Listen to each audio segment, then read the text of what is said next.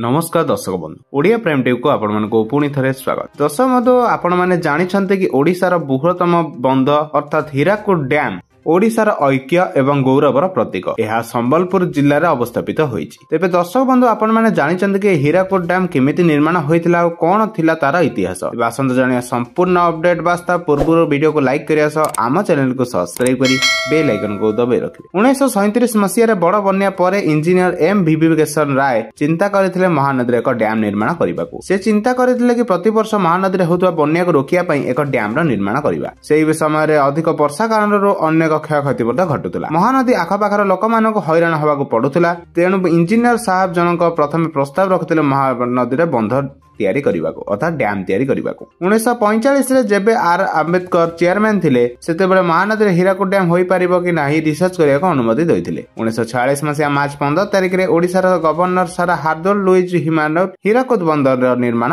भार नैथिले। भारतर प्रथम प्रधानमंत्री पंडित जवाहरलाल नेहरू 12 एप्रिल 1948 मसिया रे हीराकुद डैम रो शुभारंभ करथिले। डैम रो साउंड एवं टेक्निकल चेक पे एक मजबूत कमिटी हीराकुद डैम रो अपार्टमेंट रे कर जायथिला। डैम रो मुख्य बंदर लंबा थिला 4.8 किलोमीटर। हीराकुद डैम दुई पाच को जॉइंट कर तैयारी कर जाय। गोटे पटे लक्ष्मी टुबुरी एवं अन्य पटे चंडील टुबुरी। ओडिशार संबलपुर सहर मात्र 15 किमी दूर रे रहिछि हीराकुद डैम। एही डैम एशियार लंबा डैम भाबे परिचित।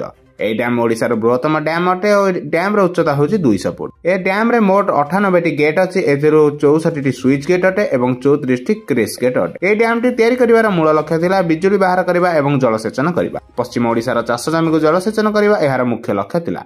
डैम रो जलसेचन 1,60,106 हेक्टर फसल चाष करा जाय थाए। सेही परि 1,08,385 हेक्टर रबी फसल मध्य एठारे चाष करा जाय थाए।